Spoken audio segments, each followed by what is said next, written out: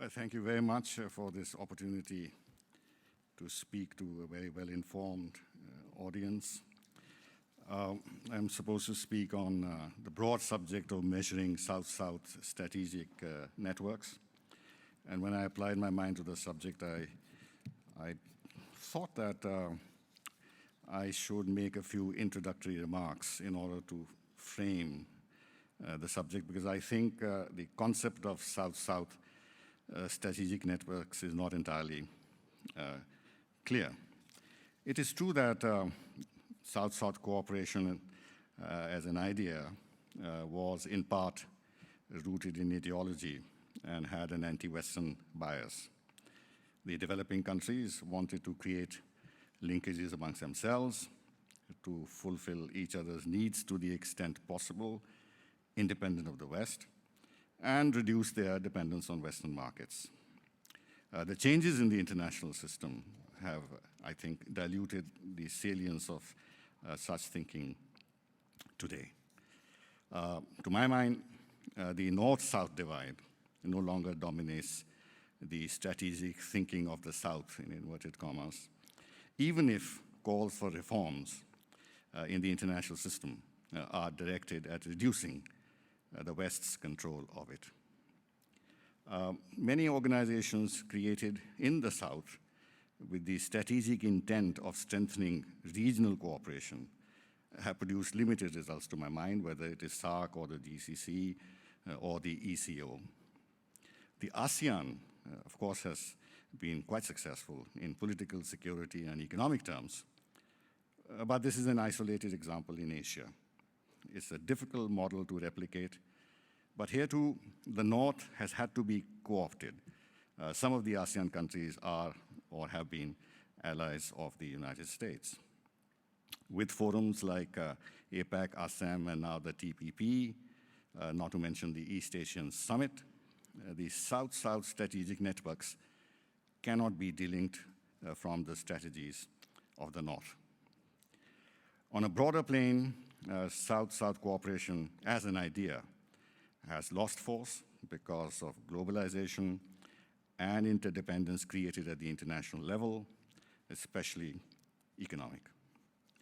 The acceptance of market economics and opening up of hitherto closed economies has inevitably led to greater South-South exchanges. The West is no longer dominating the global economy as before, with the economic surge of Asia changing the global economic equations. Trade and investment between Asian economies has grown with the expansion of their economic capacities, making South-South cooperation a natural outcome. Regional organization Asia, Latin America, and Africa have promoted ties between countries within these continents independently of the West. FTAs or CEPAs between developing countries have played the same role. In international negotiations on trade, environment, and climate change issues, for example, the developing countries have a collective bargaining position that cannot be ignored by the traditionally powerful countries. The weight of South-South cooperation is being felt in such negotiations, leading to stalemate or limited results in many of these forums. Now, as the countries of the South develop economically, their need for foreign investment and advanced technologies is growing.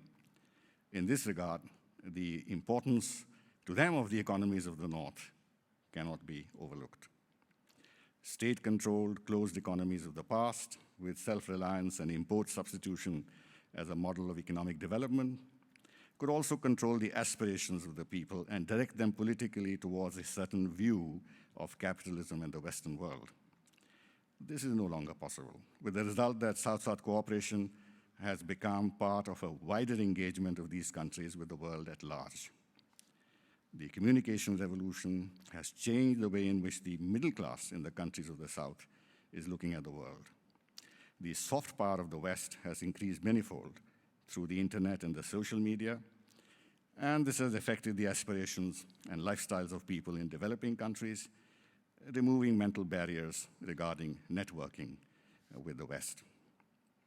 The economies on both sides of the Atlantic with relatively low growth and demand and demographic issues confronting Europe and Japan as well, need the markets of the countries of the South for sustaining their own economies, which means that the North-South model is no longer relevant to my mind.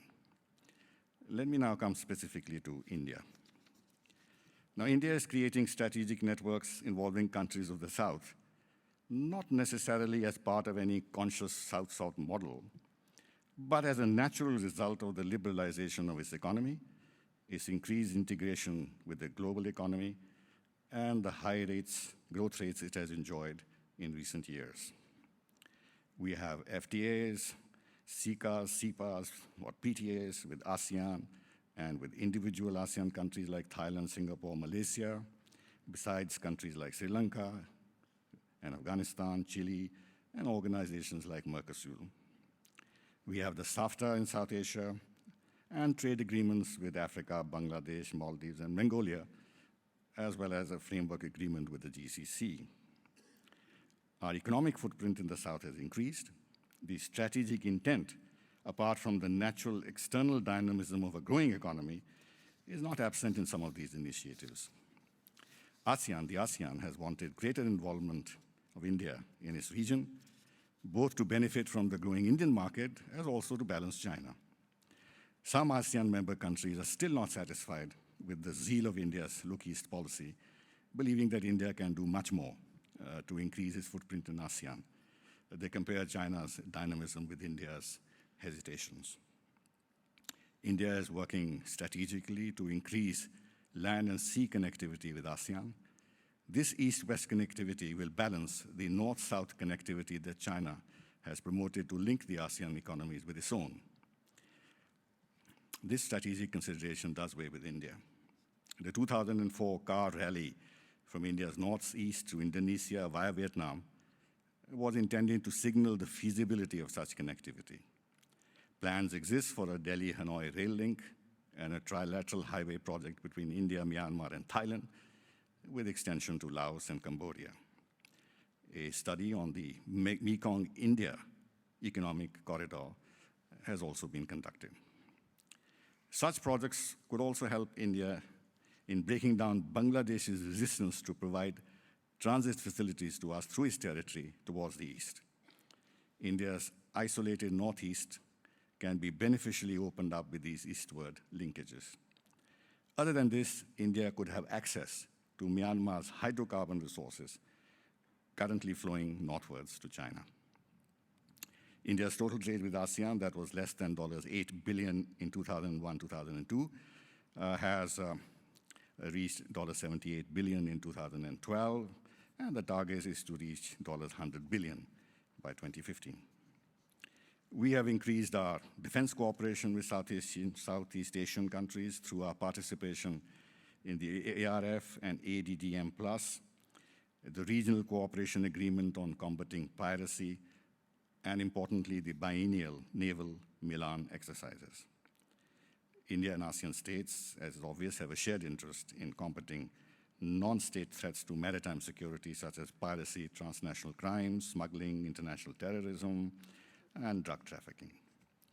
After the commemorative summit in December 2012 in Delhi, India has become a strategic partner of ASEAN.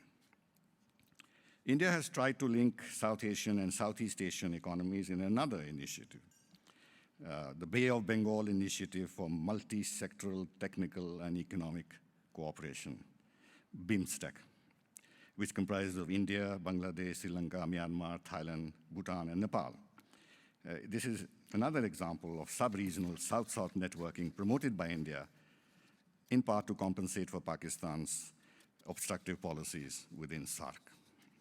BIMSTEC's success in its 6 priority areas of cooperation, namely trade and investment, transport, energy, tourism, and technology, has been limited. The dynamics of India's bilateral relations with these countries individually and its Look East policy have greater salience. We think, and we act on the basis that India's strategic neighborhood extends to Central Asia. Despite periodic exchange of high-level visits and manifest interest on both sides to build stronger ties, their landlocked condition and India's lack of direct access to them has imposed serious constraints. These countries would have interest in balancing the influence of China and Russia as much as possible and profit from linkages with the growing Indian economy. This region, the sixth largest producer of oil and the fourth largest of gas in the world, with resources that include uranium and hydropower, is of obvious interest to a highly oil and gas deficient country like India. The stability of this region that borders Afghanistan, and hence exposed to religious extremism and terrorism, as well as drug trafficking from the AFPAC region, is of great concern to India because of the spillover effects on us of destabilization there. The US NATO withdrawal from Afghanistan post-2014 adds to the uncertainties of the situation. The Silk Road connected this region to India in the past. The new Silk Road project promoted by the United States has India's support. The TAPI project that would bring Turkmenistan gas to Pakistan and India via Afghanistan, supported by the ADB and pushed by the United States as an alternative to the Iran-Pakistan-India gas pipeline, is inserted in this concept. India and Central Asia could potentially cooperate in setting up universities, hospitals, IT centers, an e-network of telemedicine, besides promoting tourism. With Kazakhstan, energy, uranium supplies, and commercial farming could be key areas of cooperation. Tajikistan has hydroelectric potential of interest to the Indian industry. We have some defense arrangements with Tajikistan, and we've also held military exercises with Uzbekistan and Kyrgyzstan. India is participating in developing Uzbekistan's gas reserves. Uzbek power has been brought to Kabul through the Puli-Khumri transmission line, which was built by India. The North-South Corridor project would give India access to Central Asia through Iran. The Chabad port in Iran, in which India is participating, would give us access to Afghanistan as well as Central Asia. India's total trade with the region remains a paltry $500 million. China's deep advances into Central Asia pose a challenge to India, including access to the energy resources of the region. India has established a strategic partnership with Afghanistan with the longer-term objective of helping establish durable peace and stability there. Afghanistan's sovereignty and territorial integrity have to be protected, especially after the US NATO withdrawal from the country, when the threat of religious forces and terrorism will mount. Afghanistan's mineral resources have to be developed to sustain its economy in the future, and India has plans to heavily invest in the iron ore mining sector of Afghanistan, and this is besides the $2 billion assistance that we have provided to Afghanistan in various fields. Afghanistan actually has the vocation to become the economic and transit hub between South and Central Asia, which, if it happens, could be a great boon for the region as a whole. Now, India also has a strategic relationship with Iran, though the development of ties has been affected by the Iran-West conflict over the nuclear question. India is trying to preserve its relations with Iran within the constraints of the sanctions imposed on the country. Iran is an obvious source of oil and gas to India. Its importance as a transit country to Afghanistan and Central Asia is manifest. With a large Shia population of our own, India has interest in avoiding getting caught up in the emerging Shia-Sunni conflict. India is maintaining high-level political contact with Iran so that relations can find their natural level once the political questions involving the nuclear issue get resolved. The Gulf is part of our extended neighborhood too, with almost 6 million Indians who send massive remittances home to the tune of almost $30 billion, means that the financial linkages with this region are very important for us. The UAE is nominally one of our largest trading partners, as is the hub of movement of Indian goods in the region and beyond. It is the largest source of energy supplies to India, almost 80% coming from Saudi Arabia, Iraq, Kuwait, Iran, and the UAE. The Indian market, too, is important for these countries because of India's size and the fact that we offer assured long-term energy relationships. India is keen to receive investment from this region into India, especially from the sovereign funds of countries like Saudi Arabia, the UAE, and Qatar for infrastructural projects. Some agreements have been reached, but progress is in identifying and investing in projects has been slow. Strategically speaking, India has deep interest in the security and political stability of this region, as the consequences of any destabilization would be severe for India's energy, trade, and financial interests, besides, of course, jeopardizing the welfare and security of our citizens there. In recent years, several Gulf countries like Oman, Qatar, and the UAE have concluded several bilateral strategic pacts with India in recognition of India as an emerging power. The security of sea lanes of communication has become important in view of the massive movement of oil and other goods across the Indian Ocean. Now, India dominates the Indian Ocean geographically. Its blue water navy can help in ensuring the security of the sea lanes of communication. 80% of India's own international trade and 90% of its energy flows cross these waters, not to mention the massive global energy and trade flows in general across the Indian Ocean. The Indian Navy is networking with regional navies in order to build confidence and cooperate in areas of mutual interest in the maritime domain. Now, just as the Atlantic Ocean is a bridge between the Americas and Europe, and the Pacific between the Americas and the eastern littoral of Asia, the Indian Ocean is a bridge between the arc of littoral states around it. For this reason, India has played an active role in creating the IOC-ARC grouping with the agenda of bringing the Indian Ocean rim countries on a common platform. The organization has no political or defense content, but is focused on trade and investment issues, though participating countries being members of organizations like ASEAN, GCC, SAARC, and SADC, setting the agenda in these areas has become complex. However, India's trade with the rim countries has increased 8 times since 2001 to $156 billion in 2010.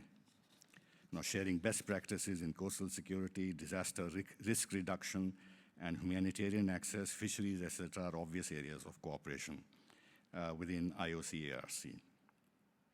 India's relations with Africa fit into the mold of South-South strategic networks more than in other continents because of India's historic support for Africa's political and economic causes. Today, with Africa's own economic growth, new economic opportunities have arisen for new networking. And China's penetration of Africa, of course, gives India impetus to do this, to prevent further loss of ground there. India is focusing on capacity building in Africa. That's the thrust of our programs there. And we have a commitment to build 100 related institutions, and we've offered an additional 22,000 new scholarships to Africa. The Pan-African E-Network project is a unique project worth $130 million that uses Indian IT expertise to bring benefits of healthcare and higher education to African countries. The network is connected by a satellite fiber optical network to provide telemedicine, teleeducation, etc., and this has been a fairly successful project. India's trade exchanges with Africa, which were over $65 billion in 2011-2012, should touch almost $90 to $100 billion by 2015. India is now importing over 20% of its crude oil from Africa, with Indian companies increasingly active in Côte d'Ivoire, Egypt, Angola, Gabon, Mozambique, Kenya, and Tanzania. India is also involved in building critical rail and road infrastructure in Ethiopia, Djibouti, and Uganda. Africa is becoming a key destination for Indian investments in the software, telecom, and financial sectors. Agriculture has been identified as a key area of cooperation, with India approving lines of credit worth $1 billion for projects in rural Africa. Besides trade, India also provides development assistance to Africa. During the last decade, India has extended 115 lines of credit of the value of $5.2 billion to African countries in this sector. Interestingly, India is now engaged in nuclear-related trade with African nations. We have signed a string of nuclear deals with African countries in the last few years, with Namibia, Malawi, South Africa, Niger, and Madagascar as the top 5 exporters of uranium to India. We, of course, been active in peacekeeping operations under the UN in Africa. We have 6,500 Indian soldiers in such operations in the Democratic Republic of Congo, Liberia, Sudan, and Cote d'Ivoire. India is working closely with all African institutions. The first India-Africa Forum Summit was held in 2008 in New Delhi. The second was in Addis Ababa in 2011. And the third is going to be held in New Delhi again. Another instance of South-South networking is the IPSA Forum, established by India, Brazil, and South Africa. This was established in 2003 as a forum of consultation and coordination on global and regional political issues, such as the reform of global institutions, the WTO Doha Development Agenda, climate change, terrorism, etc. Trilateral collaboration on concrete areas projects through 14 working groups and 6 people-to-people forums has been set up.